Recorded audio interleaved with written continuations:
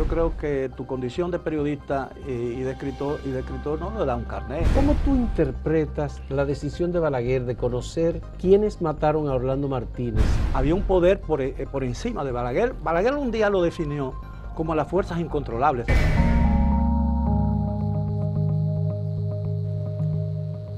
Miguel Guerrero es periodista, escritor por supuesto, porque al tiempo de ser periodista, para ser periodista hay que ser escritor, y es historiador. Yo no tengo la culpa.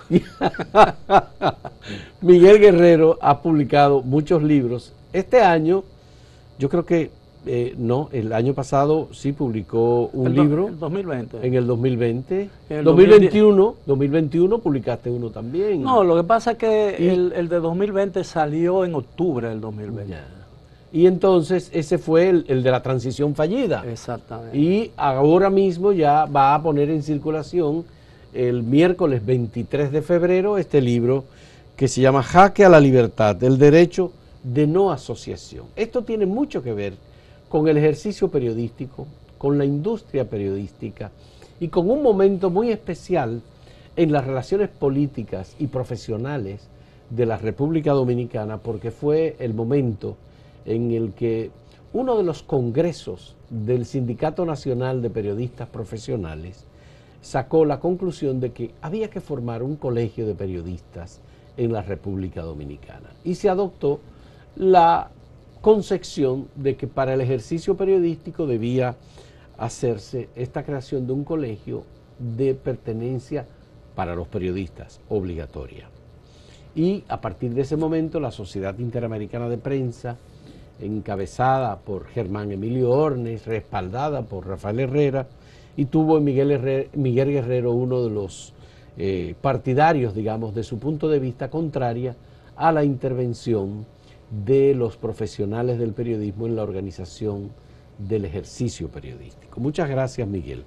Este libro es un libro que contiene, he tenido la oportunidad de leerlo, es un privilegio que me ha dado Miguel, que me ha facilitado el libro previamente, y para poder tener esta conversación también tenía que leerlo. Aparte de que siempre leo tus libros, y tú lo sabes.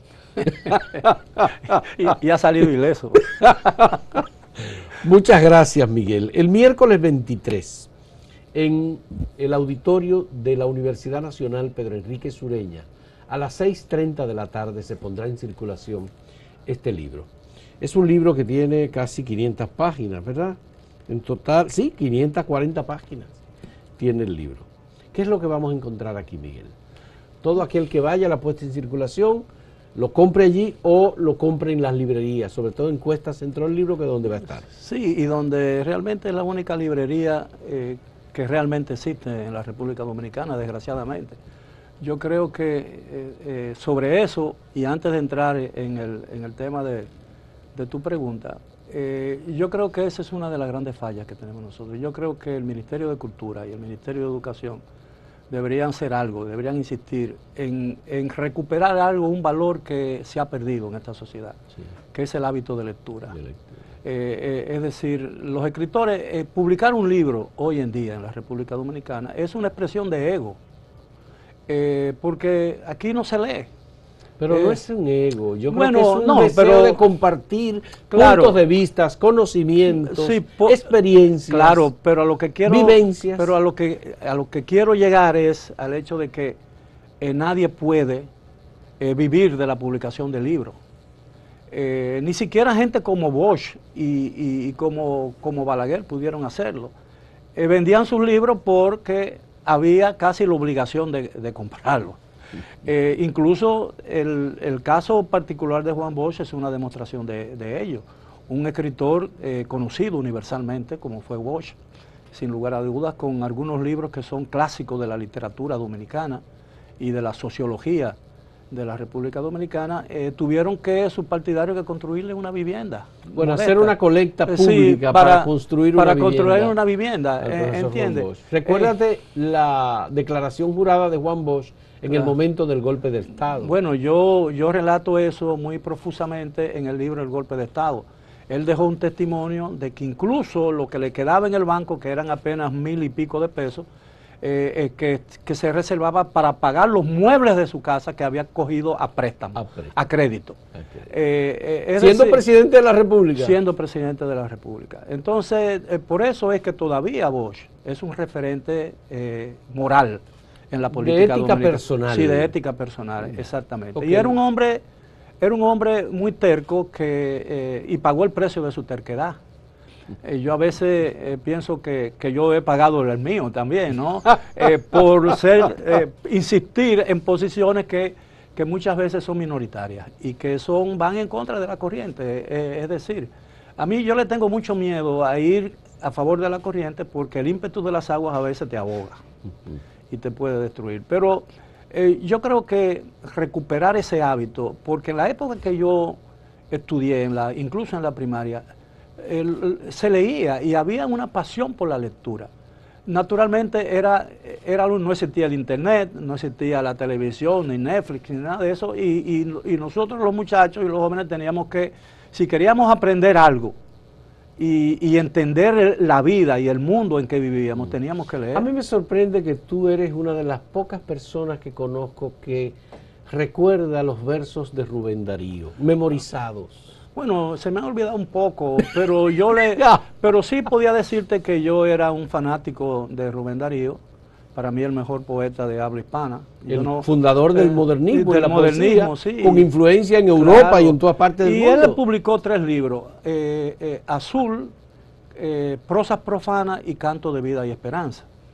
El más conocido de todo eso es Sonatina. La princesa está triste, que tendrá la princesa, los suspiros se escapan de su boca de fresa, que ha perdido la risa, que ha perdido el color.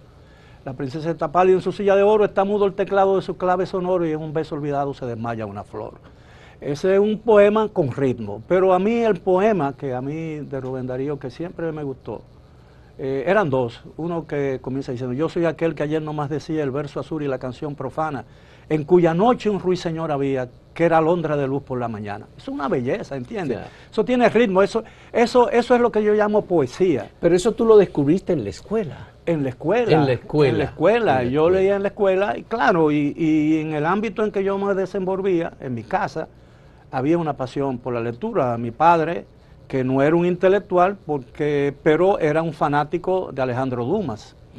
Y yo los libros de Dumas, el padre, ¿no? Lo leía porque eran los libros que había en mi casa. Así comienzan los grandes escritores. Claro. Tú que conoces a Mario Vargas Llosa y que has leído su biografía, su autobiografía y que sabe cómo se formó, lo que cuenta Mario Vargas Llosa de cómo comenzó a amar la lectura fue precisamente en la biblioteca familiar. Sí, incluso y la relación con el periodismo. En una entrevista que yo le hice en ocasión para CDN, en ocasión de una entrevista de 1 hora, en ocasión de la puesta en circulación aquí de su libro, la novela La fiesta del Chivo. Sí. Él me confesó, y algo así me dijo también García Márquez en Monterrey, porque nosotros en mi oficina de comunicación éramos clientes éramos el representante aquí, si se quiere, de la nueva escuela de periodismo que patrocinaba Cemex. Y que tenía su sede y todos los años hacían la Fundación Nuevo Periodismo que él dirigía. Que fundó. Y nosotros éramos los encargados diría yo, de seleccionar a las personas invitadas de la República Dominicana, pero de la República Dominicana. Exactamente. En México. Yo estuve en una de esas reuniones, sí, claro, en Monterrey. En Monterrey. Y por cierto, la mesa en la que estuve en un almuerzo me tocó sentarme al lado de Gabriel García Márquez. Sí, en las últimas ya Doña Mercedes.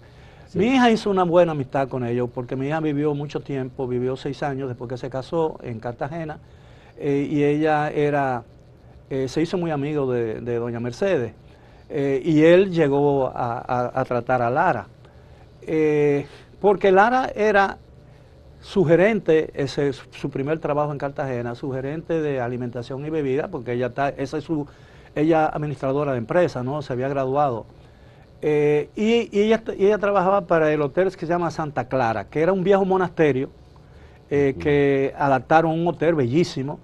Y entonces estaba la parte de atrás era la calle más estrecha, o es la calle más estrecha de Cartagena. De Cartagena. Y frente a esa casa, que es la única ciudad amurallada del Caribe que se mantiene. Que se mantiene. Así es. Entonces ahí estaba una casa muy grande de García Márquez y la comunidad se intentó una vez derrumbarla porque había violado las normas de construcción y de regulación.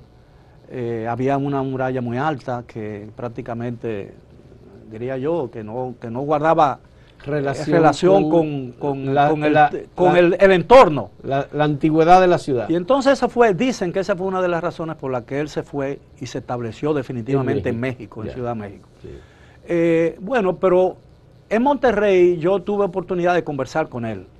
Hablamos mucho sobre Bosch. Ya él estaba, el Alzheimer le había ya prácticamente atrapado, es decir, ya era casi dueño de García Márquez, pero un hombre con la inteligencia de García Márquez siempre tenía la posibilidad de eludir el Alzheimer. Y en esos momentos fugaces en la conversación hablamos mucho. Y él me dijo también algo que también me confesó aquí en la entrevista de Mario Vargas Llosa, que en el periodismo había encontrado algunos de los temas más importantes para sus novelas. Yo no soy novelista, pero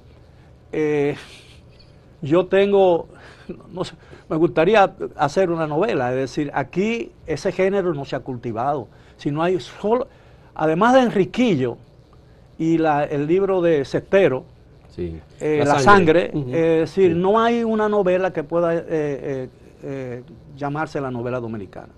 Yo creo que nosotros perdimos una gran oportunidad cuando, y yo lo he dicho muchas veces, cuando salió el libro, la novela de Vargas Llosa, que él dice que es su mejor novela. Yo no creo que haya sido su mejor novela, pero cada quien, mejor que él para...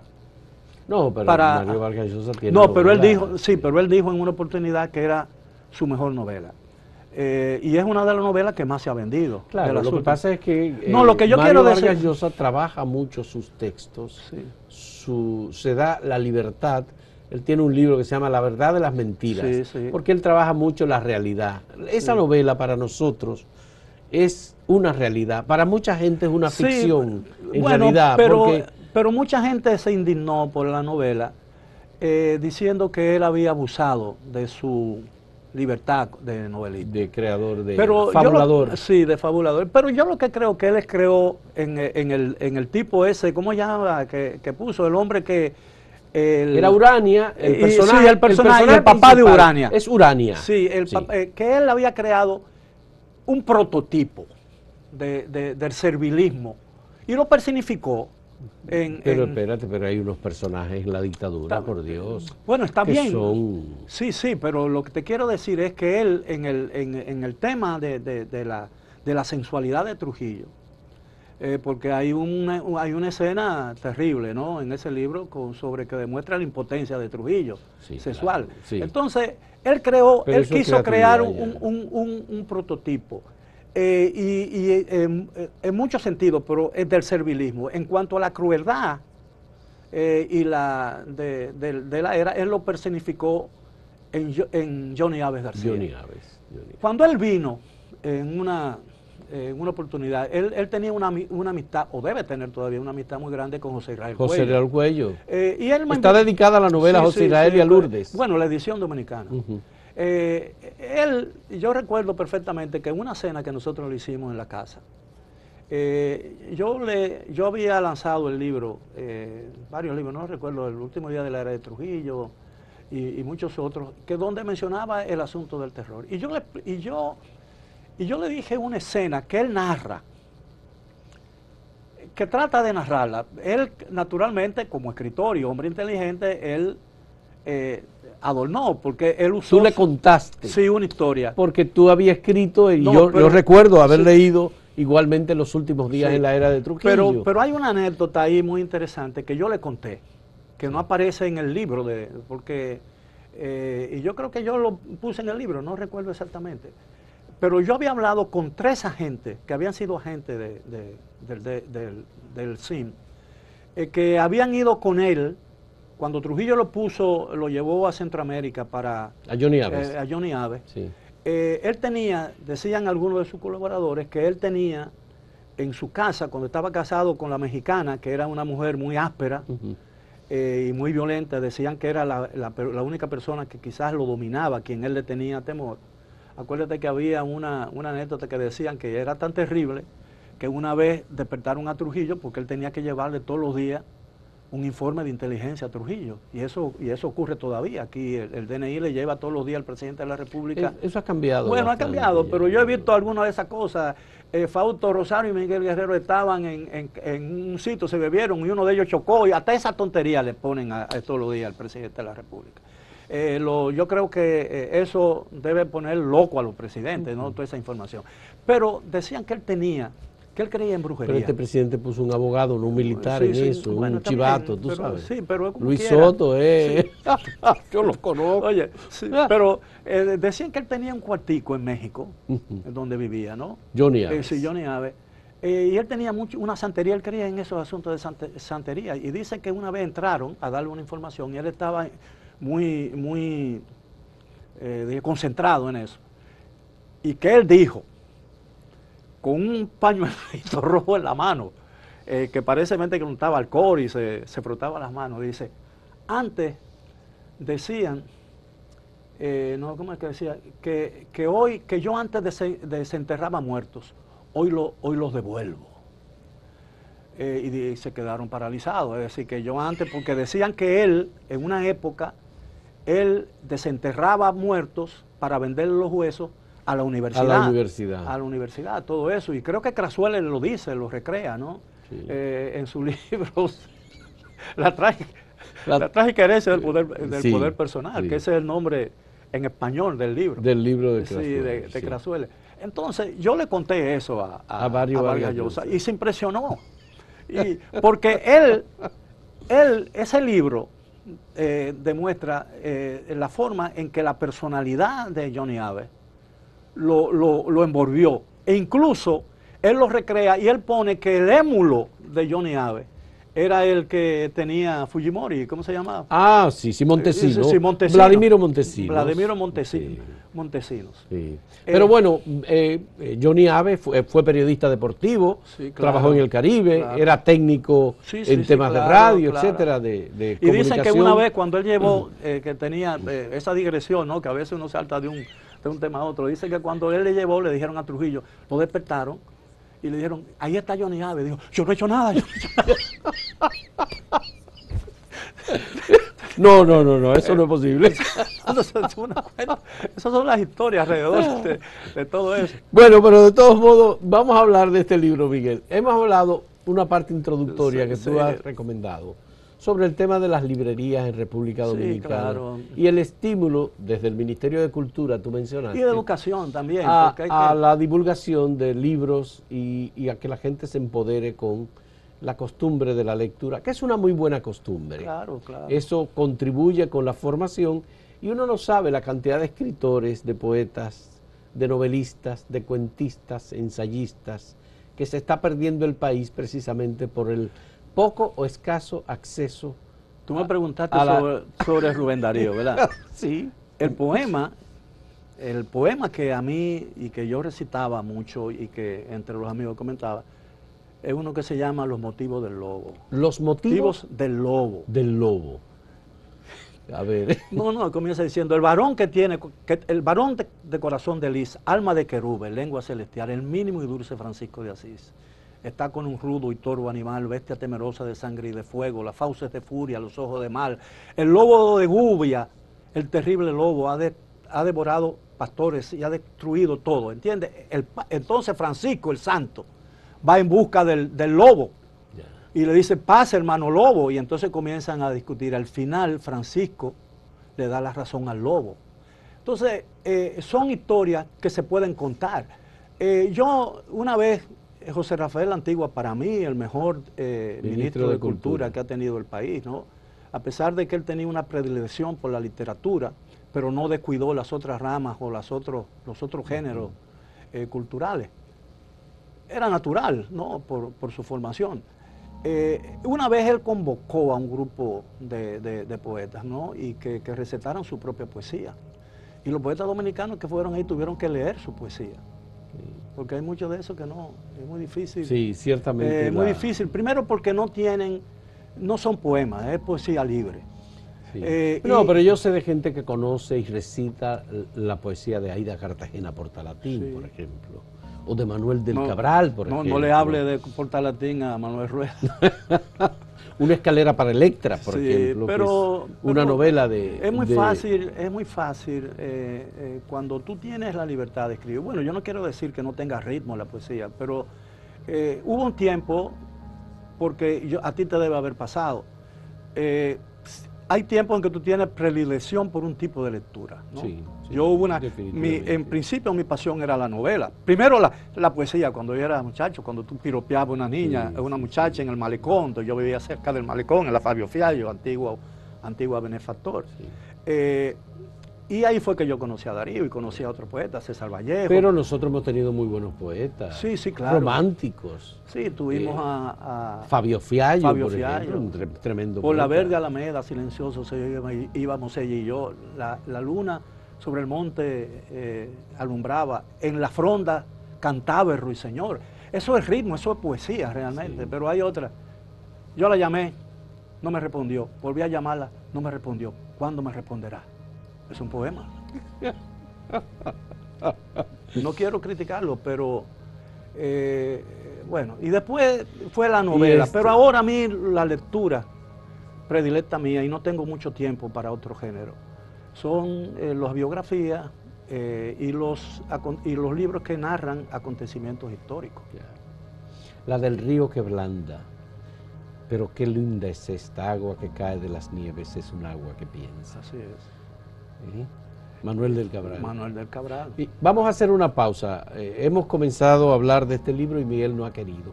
Claro, el libro se va a poner a circular. Todavía él no quiere comenzar a hablar y estamos saliendo en esta conversación 2 días antes de la puesta en circulación. Pero cuando volvamos, hablaremos del libro. En un momento volvemos.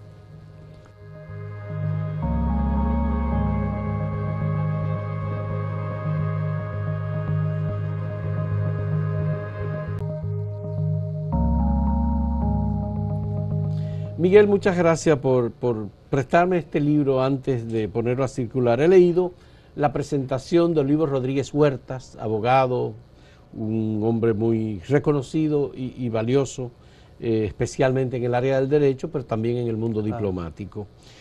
Tú comienzas este libro partiendo de un concepto que a mí me llamó mucho la atención, y es que entre el Sindicato Nacional de Periodistas Profesionales y el Partido Revolucionario Dominicano hubo un pacto no firmado, según tú, para cuando el Partido Revolucionario Dominicano estuviese en el poder, apoyar la colegiación periodística. Y eso ocurrió. Eso, bien, el PRD apoyó la colegiación periodística y se aprobó la ley 148. Sí, se aprobó varias veces.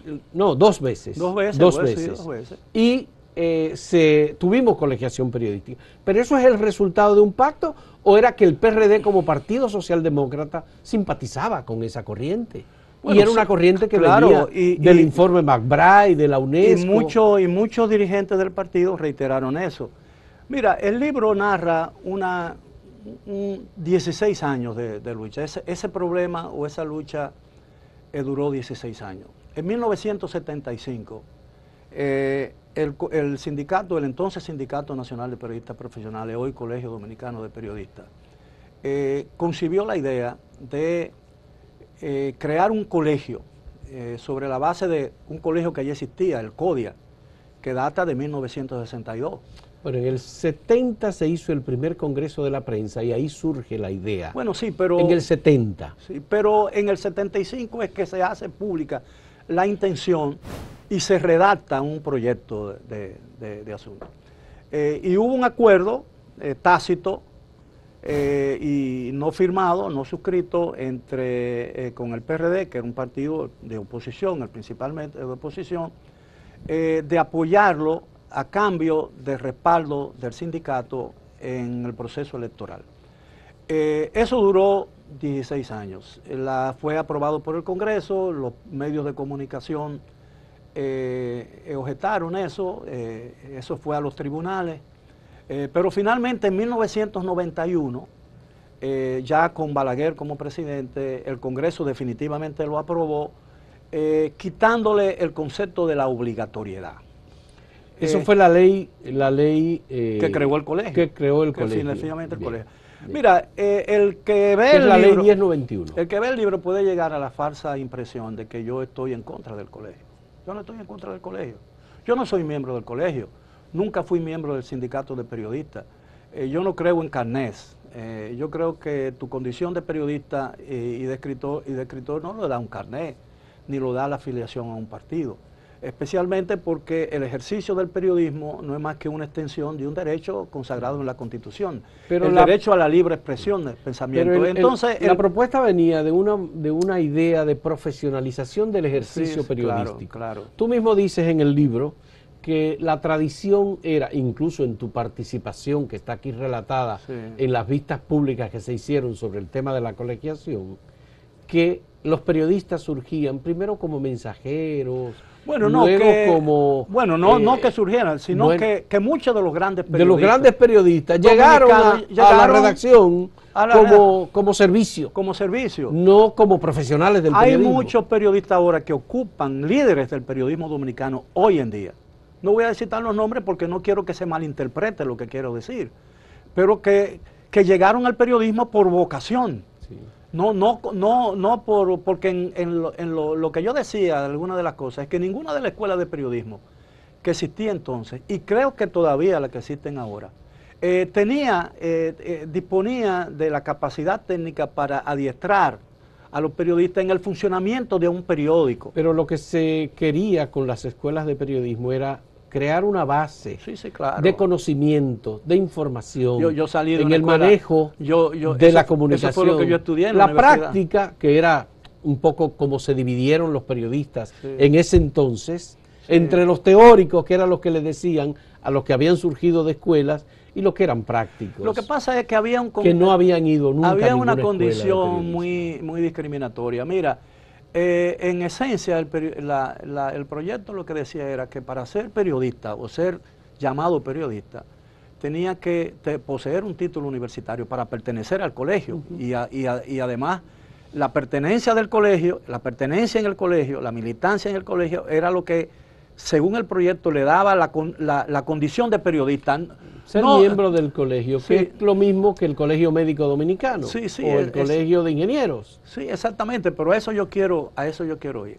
Entonces también decía el proyecto que en el caso, si se aprobaba la ley, en el momento en que se aprobara, aquellos que estuvieran trabajando 2 años en un periódico, un órgano de comunicación, adquirían la posibilidad de ser miembro del colegio, porque su oficio principal era el trabajo en un medio de comunicación. Ese era uno de mis puntos de vista, es decir, la mayoría de los que entonces promovían el colegio o apoyaban el colegio, no habían ido a una escuela de periodismo. Y entonces... pero que no se quería establecer una tabla rasa en el sentido de que... Pero déjame ver si yo... Bien, ok. Pero trabajaban en el periódico, la aprobación de la ley le daba esa connotación. Claro. Pero entonces esos que habían tenido la posibilidad de ingresar al periodismo y ser periodistas, por la vía que querían negarle a otros. ¿Tú entiendes lo que yo te quiero decir? Y en esa época solamente había una escuela de periodismo aquí, que era la de la UAS. La de la UAS. La UAS, y después se formó una que Salvador Pitaluga, una que funcionaba en el Conde. El Instituto de Periodismo. El Instituto de Periodismo, que me dicen que era muy bueno. Ahí salió Víctor Grimaldi, salieron gente que han hecho historia en el periodismo dominicano. Sí. Es decir, pero... Miguel Franjul salió de ahí, es decir, que hubo varios. No, Miguel Franjul es un periodista nato. Porque Miguel Franjul... La primera nota, y eso no lo va a ofender, porque cuando Miguel Franjul llegó al Listín Diario, yo fui de las personas que más o menos me di cuenta de un principio, yo era corrector de estilo, pero digamos periodista, yo salía y escribía, y era ya yo corresponsal de la United Press International. Yo me di cuenta de que lo vi, como me pasó con José Báez Guerrero, muchos años después, que había un periodista ahí, que había venido de Baní, el primer reportaje que hizo Miguel, la primera cosa que cubrió Miguel, lo escribió con una mascota. Fue con una mascota que andaba, y creo que andaba uniformado de la escuela. Era un muchacho, pero yo vi en él, del que lo vi y conversé con él, dice, ahí hay un periodista Ahí hay nato. un periodista. Es decir, ahí no hay que ir a una escuela, ese es un periodista. Y si se le da la oportunidad, va a ser un periodista y mira lo que soy. Sí.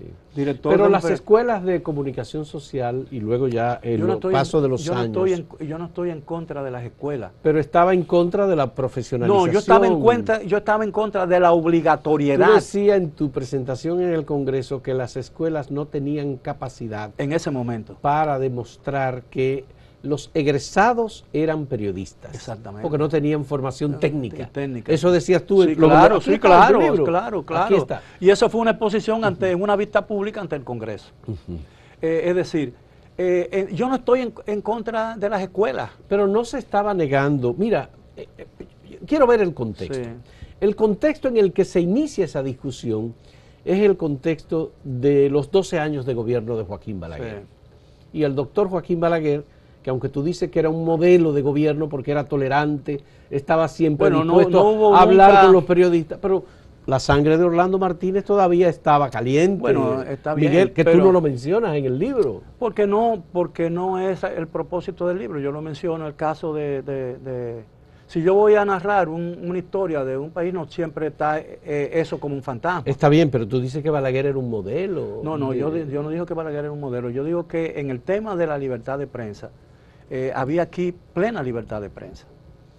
Pero no teníamos plena libertad de prensa. Sí, teníamos prohibición de políticos para hablar en radio. Casimiro Castro y Peña Gómez no podían hablar, lo tenían prohibido. Está bien. Orlando Martínez había muerto, Gregorio García Castro había muerto. Sí, pero todo el mundo Muchos otros periodistas estaban perseguidos. Pero no fueron, fueron crímenes de Estado porque ocurrieron en un gobierno. Y eran críticos del gobierno. Porque García Castro no era tanto crítico del gobierno, porque García Castro era muy amigo de Balaguer. Fundador del Partido Reformista en Nueva York. Exacto, en Nueva York. Sí. El caso de García Castro se produce por la rivalidad de sectores militares y todo el mundo sabe. Igual dicen del de Orlando Martínez también. Igual lo dicen, sí. Pero era en el gobierno de Balaguer. Está bien. ¿Y tú crees que, por ejemplo, en el gobierno en este gobierno, que es un gobierno democrático y un gobierno tolerante con la prensa, algunos de sus simpatizantes no lo son, pero eso no le quita que el gobierno sea tolerante. Y que el gobierno, y yo estoy seguro que cada vez que el presidente Luis Abinader lee algo en su contra o alguna crítica, se enfurece interiormente, pero controla. Porque eso es la naturaleza humana. Es decir, pero el problema es que él es un demócrata y él entiende que eso es parte que ese es el precio que él tiene que pagar por la democracia. Él tiene que ser tolerante, porque si no es tolerante, no lo sea. Porque ser demócrata es más difícil que ser dictador, porque el dictador lo es y se sostiene por la fuerza. El demócrata se sostiene por la razón y por como diría yo, ni siquiera por la disuasión. Sí. Se sostiene por el hecho de aceptar que eso es parte de la vida democrática. A donde voy es que los periodistas organizados en el Sindicato Nacional de Periodistas Profesionales eran todos periodistas independientes que buscaban, algunos eran opositores a Balaguer, una buena parte. Y era normal, era normal que fuera así. El gobierno de Balaguer era un gobierno muy represivo. Y entonces esos periodistas querían la profesionalización de la carrera para que no hubiese un voluntarismo que un director o un ejecutivo periodístico o Rafael Herrera o Germán Omiliorne decidían quién era periodista y quién no. Ese era el problema. Entonces, ¿qué hace? La organización de la UNESCO, de Naciones Unidas para la Comunicación y la Cultura, emite un informe, da un tipo de orientación y se preocupa por el tema de la concentración de la comunicación a nivel global. Dice, en el ejercicio del periodismo, García Márquez formó parte de la comisión McBride. Sí, pero el informe de UNESCO que desató todo y que sustentaba el pedido del sindicato, estaba basado pura y simplemente diciendo que los medios tradicionales en los periódicos, el Listín Diario, en lo que tenía que ver con la República Dominicana, el Listín Diario, el Caribe, y lo que existían, los periódicos de El Hoy, que ya existía, y el Nacional. Hoy nació en 1981. Sí, exactamente, pero existió después. Pero el Nacional... Pero el sol existía, la noticia también existía. Sí. Bueno, pero la noticia era un desprendimiento de una renuncia de un grupo del Nacional que formaron y ellos apoyaban la colegiación. La colegiación periodística, claro. En el libro está la fotografía de Silvio Erasme Peña, claro, que era el director del periódico La Noticia. Claro.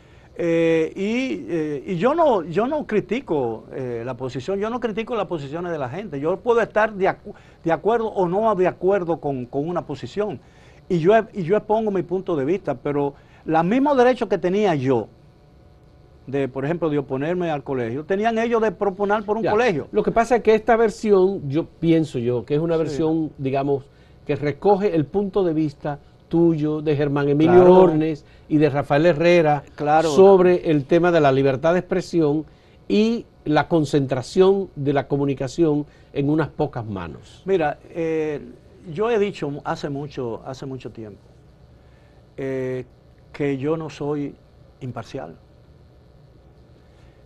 y que no puedo serlo, porque tú sí tienes que serlo. Porque tú haces periodismo informativo. Yo dejé de hacer periodismo informativo hace mucho tiempo. Yo hago un periodismo de opinión. Es decir, es mi opinión lo que guía. Sí, pero aquí es un libro que recoge unos acontecimientos. Bueno, sí, pero a eso iba. Ahí está. Pero ese libro refleja mi punto de vista sobre un tema. Y al final se impuso mi punto de vista. No el mío, porque yo simplemente sostenía eso, pero eso una lucha en la que yo participé. El problema... Cuando tú dices que se impuso tu punto de vista, es que al final se aceptó la no obligatoriedad para ejercer el periodismo de pertenecer al colegio de periodistas. ¿Y qué ha pasado en el país? Pero eso fue en el 90, pero ¿qué ha pasado en el país? ¿Y por qué, si tú lo miras hacia el futuro, tú ubicas y miras el futuro, hoy en día, ese proyecto no hubiera tenido sentido? Porque ahora un muchacho de 15 años, o de 16 años, 17 años, con una laptop y un zaguán, te hace un periódico digital, que circula en tiempo real, igual que el New York Times, en Finlandia, en China, en Inglaterra y en los Estados Unidos. ¿No es cierto? ¿No es cierto? Entonces... No es así. Bueno, yo no comparo lo que es el contenido y la posibilidad pero es un de periódico. Ofrecer información. Bueno, pues si tú quieres definir periódico, una cosa así. Ahora, yo te voy a decir, todos esos periódicos digitales que existen en el país, no Acento, porque Acento es un periódico formal en todo el sentido de la palabra, pero muchos de esos periódicos, que algunos son más blogs que otra cosa, no es una forma de expresión periodística. Sí, claro. Y esos que lo hacen, son gente que tienen esa condición. Eso es lo que hacen, eso es lo que les apasiona, pero no tienen posibilidad de trabajar en un periódico. Entonces, ¿qué han hecho ahora? Han formado su propio periódico. Eso es posible ahora por la tecnología, antes no era posible, porque para hacer un periódico tú tenías que tener un enorme capital. Ahora tú compras una computadora y ya, con eso tú haces un periódico. Bueno, más que todo son blogs personales. Lo que pasa es que la libertad... Y no hay limitación al ejercicio libertario, en el sentido de que tú puedes decir todo lo que tú quieras, ninguna limitación. En el caso del colegio tampoco había ninguna limitación a nadie para expresarse. Claro. De la colegiación se excluyó a los directores, a los administradores. Un absurdo. Bueno, pero se le excluyó. Pero no tenían que pertenecer al colegio. Pero está bien, pero yo te voy a decir una cosa. Era una manera de buscar la flexibilización y de buscar el entendimiento. Yo no tenía con los posibilidad que se autoincriminaron. Yo no tenía posibilidad, por ejemplo, de subir en la escala. Yo tenía un techo en el periodismo, no por capacidad, sino por las condiciones en que yo me desenvolvía. Bueno, tú eras corresponsal de una agencia internacional, articulista del periódico El Caribe, redactor o jefe redactor del periódico El Caribe. Pero si tú lees bien el proyecto y tú ves la intención, yo no podía ejercer el periodismo en la República Dominicana. Tú podías, claro que sí, Miguel. Eso estaba muy claro. Oye, y yo trabajaba en El Caribe, ¿no? Y había un director, dueño. Sí. Había un director ejecutivo que era un hombre de mucha experiencia, Cuchito Álvarez, y había un jefe de redacción, yo era su jefe de redacción y jefe de información nacional, y jefe de la mesa de corrección de estilo. Yo tenía 3 posiciones en una cosa, pero no podía subir de ahí, porque por arriba de mí estaba el hijo del jefe, del dueño. Ya. Sí. ¿Entiendes? Entonces, ¿qué iba a pasar? Que si aprobaban Antonio eso... Emilio. Sí. Antonio Emilio. Sí, Antonio Emilio, amigo mío, Sí, uno claro, de los periodistas más talentosos y más cultos que ha tenido este país. Muy culto. ¿Entiendes? Sí. Entonces, lo que te quiero decir es que yo me di cuenta de que yo puedo sufrir, puedo ser objeto de esto. Yo me vi en esa... Pero no, tú sabes, pero déjame y tú mismo lo dices, que eran excesos. Sí, pero yo, por ejemplo, se aprueba el colegio, ¿verdad? Y yo no me iba a inscribir nunca en el colegio. Entonces, ¿qué tenía yo? No tenía que dejar de escribir y de hacer lo que tú hacías. Pero yo trabajaba de eso y vivía. Yo vivía de mi salario. Aquí nadie cobra, los periódicos no pagan la contribución. Pero tú eras corresponsal extranjero, tú no tenías ninguna dificultad tampoco. No, pero no era suficiente. Ya, okay. Para tú tener. Yo tenía que el pluriempleo todavía. Yo tengo que salir ahora todavía. Todavía 60 años después de ejercicio periodístico, con 16 libros publicados sobre historia, después de haber sido corresponsal del periódico El Nuevo Herald de Miami, donde yo tenía una columna semanal, aparte de lo que yo mandaba, después de haber sido corresponsal del periódico El Mundo, después de haber sido contratado como jefe de redacción del periódico El Nuevo Día, cosa que se desistió por el problema aquel de Cerro Maravilla, que la persona que me contrató fue expulsado y después me dijeron, mira, yo lo siento, y que yo había vendido todo. Yo me veía desempleado, ¿entiendes? Porque yo no podía ejercer la corresponsalía. Y no podía seguir trabajando en el periódico porque no era periodista, entonces no podía alcanzar... Es que tú no ibas a tener ninguna limitación para el ejercicio periodístico. No podía alcanzar la dirección del periódico y por tanto yo me quedaba como si nada. Entonces lo que yo te quiero decir es que yo creo que el periodismo salió ganando, porque los periodistas tienen su colegio, tienen su colegio, y los que no quieren estar en el colegio, no tienen por qué estar en un sitio... No, y la contribución, por ejemplo, por lo de la publicidad se hizo voluntaria, no obligatoria. Claro, no obligatoria. Entonces, todos ganaron. Todos ganaron. Tienen su colegio. Ahora, hay la esencia del libro, va más allá. Sí. Y lo que yo persigo. De eso yo quiero hablar contigo. Yo quiero hablar contigo de la esencia del libro. Sí, claro. Porque el libro va más allá del tema de la colegiación de la periodista. Yo cuestiono en el libro la obligatoriedad de la colegiación de pertenecer a un colegio, sea ingeniero, sea médico, sea periodista. Porque el título real del libro es el subtítulo. Jaque a la libertad, el derecho de no asociación. Es decir, porque la Constitución, el derecho de asociación implica el derecho de no asociarse. Ramón Tapia Espinal fue el que más habló de ese tema y está aquí en el libro. Pero vamos a volver en un momento, cuando retornemos. Yo quiero hablar un poco también de esa carta que tú le enviaste a Margarita Cordero, secretaria general del Sindicato de Periodistas Profesionales, y la respuesta que ella te dio por la aparición del nombre de Miguel Guerrero muy en una lista. Muy cortés. En un momento retornamos.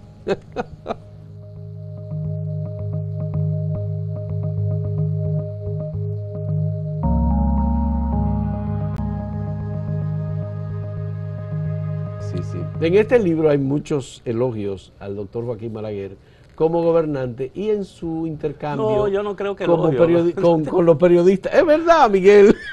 Bueno, Diego, es mi lectura, mi lectura. Bueno, mira, déjame decirte algo. Yo traté mucho a Balaguer. Tú trataste mucho a Balaguer. Y en muchos de mis libros, por ejemplo, enero de 1962, El Despertar Dominicano. El Despertar Dominicano. Yo conversé con él siendo un muchacho, porque ese libro salió en los años 80, yo era un hombre bueno, ya él todavía no había dejado, todavía estaba en los 12 años cuando yo publiqué ese libro. Y él me recibió y hablamos mucho, y yo cuando escribí la ira del tirano, que narra el atentado a Rómulo Betancourt, también él me abrió las puertas de los archivos de la presidencia, que después fueron trasladados muy inteligentemente al archivo, porque ese es su lugar natural. Pero me abrió todas esas puertas. Después, cuando estaba escribiendo incluso el golpe de Estado, ya él fuera de la presidencia también me dio muchos datos y siempre me abrió su puerta y siempre que yo quise verlo. Y hablé mucho con él, y hablábamos, y normalmente cuando él me abría su puerta y me recibía en su despacho de la presidencia, las conversaciones eran bastante largas y se ceñían siempre al tema que yo le proponía. Solo en una vez no me trató. Yo le había solicitado a través de Blandino, que estaba sustituyendo a Miguel Rodríguez, que estaba enfermo, de protocolo, que yo quería hablar con él y le había sometido los temas que yo quería trabajar con él, uno de mis libros. Y entonces en una tarde, 2 meses o un mes después, ya yo me había olvidado de eso. Me recibió, me visitó en mi casa Blandino para decirme que el presidente quería verme. Y yo dije, está bien, yo voy mañana, ¿a qué hora? Dice, no, esta noche. Yo dije, ¿cómo esta noche? Era un domingo. Yo estaba en mi casa en pantaloncito corto, me había comido no estaba en condiciones, tuve que, ya tú sabes.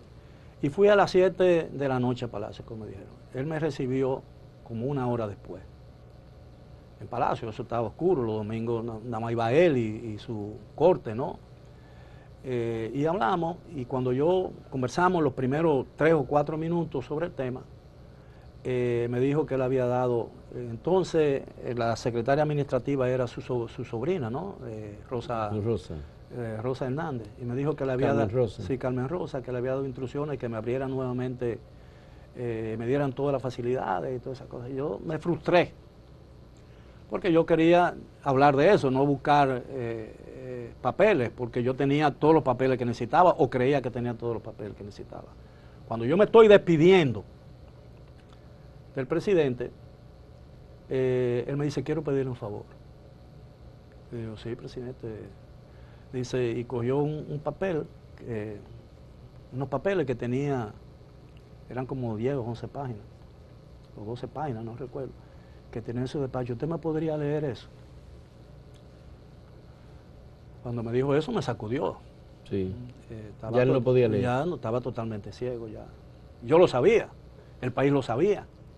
Y se cerró, pero el país estaba más ciego con relación a la ceguera de Balaguer que la que él sufría. Sí. Un documento de 11 páginas. Como de 11 o 12 páginas. Era un contrato rarísimo que yo, en la turbación, yo lo leía y no estaba entendiendo lo que estaba diciendo, porque era demasiado técnico. Era un texto que, leído normalmente, como uno lee, al ritmo que se lee, ¿no? Despacio, pero a un ritmo corrido, me podía durar 10 minutos, 11 minutos.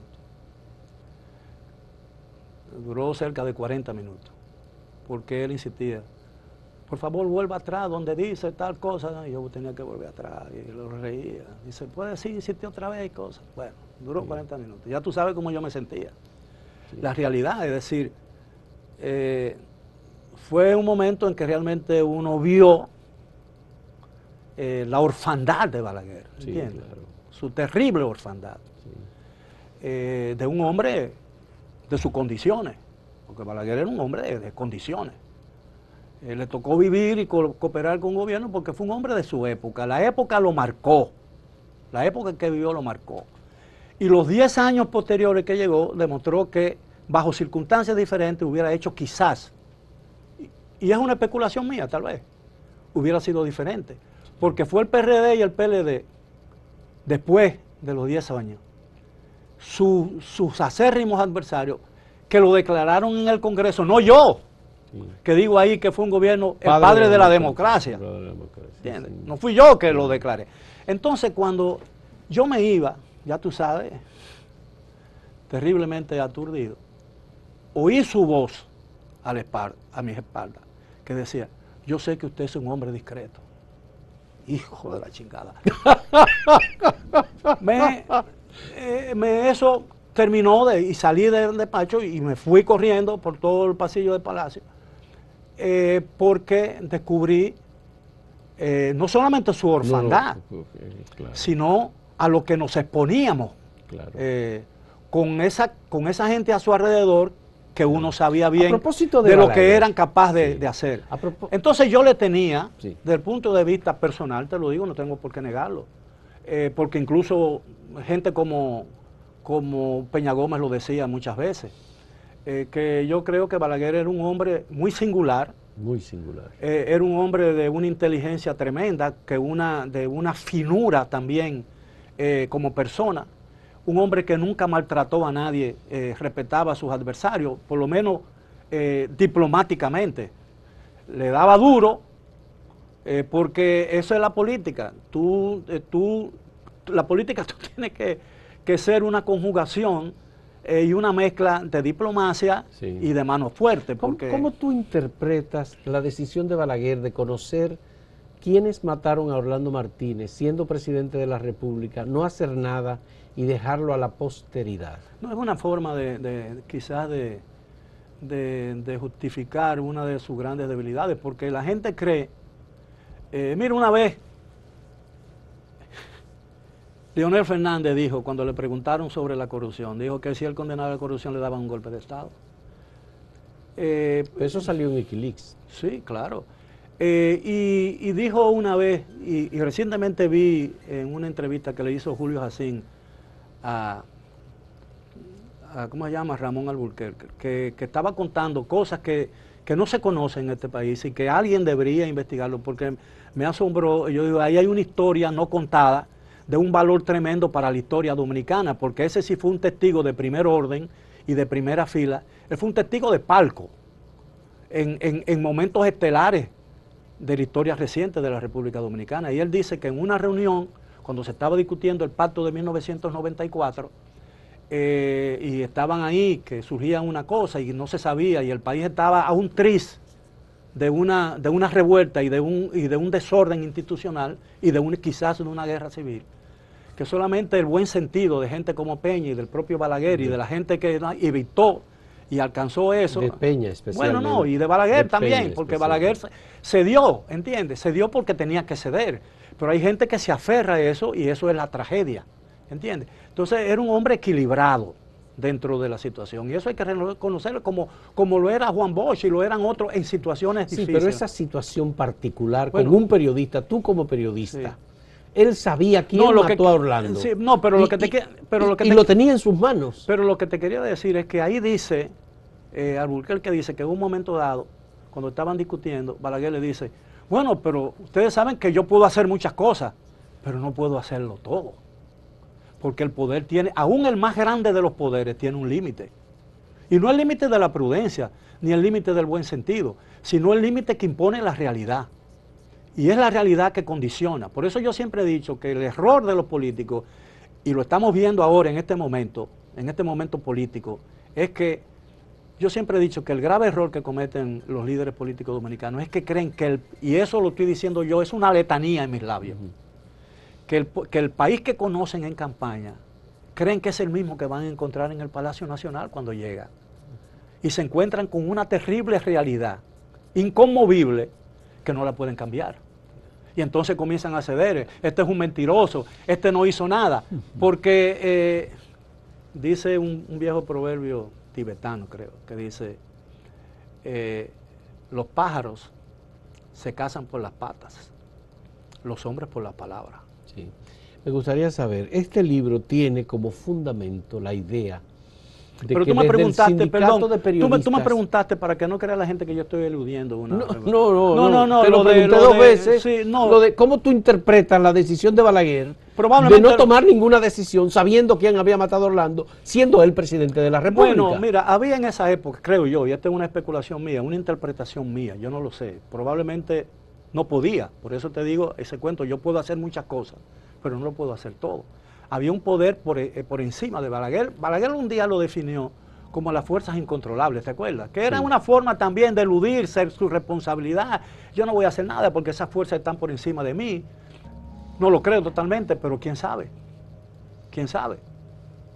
porque eran gente que tenían un poder que al que Balaguer no llegaba. Mira, el problema de Balaguer es que Balaguer tuvo que aprender a lidiar con los militares. Pero se hablaba de Pérez y Pérez, de pero, Neimi Barcellas, sí, de Bochán Javier. Entonces, de Milo Jiménez, que es menor, pero sí, menor. Sí. Pero lo que te quiero decir es que Balaguer aprendió a lidiar con los militares. Y de Chinino Lluveres. Sí, bueno. Era ese equipo le ganaba a los Yankees. Es decir, Balaguer aprendió a lidiar con los militares cuando ya era presidente. No presidente gomígrafo, como él mismo se definió en el cortesano en la era de Trujillo con relación a su presidencia cuando Trujillo. Porque en la época de Trujillo los políticos civiles no podían acercarse a los cuarteles y no podían tener una relación con los militares. Porque caían en desgracia a Trujillo, eso era algo que vedaba. Quien le abre las puertas a los militares y le presenta militares, y lo hacían, aunque tú no lo creas, fue Vincho Castillo. Cuando Balaguer gana las elecciones en 1966, ¿no? Que él regresa. Es el que le abre. Balaguer no tenía relación con los militares, no conocía a los militares. ¿Entiendes? Y no sabía de ese mundo terrible, que es el mundo de los militares, tan cerrado como entonces, ¿no? Vincho siempre estuvo ligado a esa escena. Y no estoy diciendo eso ni a favor de él ni en contra, sino simplemente un dato. Es decir, un dato. Tú eres dueño de Acento y tú me estás entrevistando. Ese es un dato. Bien, vamos a hacer una última pausa en este diálogo con... que terminó. No, es que hay una pregunta que yo no puedo dejar de hacerle a Miguel. El fundamento de este libro es que se iba a coartar la libertad de expresión, sustentada en una teoría de la concentración que había surgido a través de la UNESCO, y que los periodistas dominicanos iban a ser dominados, y el periodismo, por una especie de idea central desde el comunismo. Sí, bueno, era eso, esa era la idea. Eso era lo que Ornes le temía. Exactamente. Y lo que tú también temía. Sí, un control de uno. Yo sabía lo que estaba pasando en Cuba, sabía lo que estaba pasando en la Unión Soviética. Yo era un lector. Tú teníamos a Balaguer como presidente aquí. Bien. Sí, pero no se puede comparar. Espérate, no se puede comparar. Es decir, yo había leído las historias porque una de mis lecturas preferidas en esa época era sobre la revolución bolchevique. Sí. Primero porque en la universidad yo leía todos los libros del PECUS, ese era lo que leíamos, del Partido Comunista de la Unión Soviética, esa literatura que venía. Pero yo tenía... de cada 10 libros que yo tenía, 5 eran sobre la Revolución Rusa, ¿entiendes? Y yo sabía lo que pasaba y lo que eso significaba. Yo he leído yo sabía lo de la colectivización, la muerte y el sometimiento de Pero eso no tenía nada que ver con lo que se estaba planteando por la colegiación periodística. Pero era la Unión Soviética la que estaba detrás de todo eso. Ahora, la esencia, lo que yo quiero dejar, porque lo de la colegiación periodística ya está resuelto.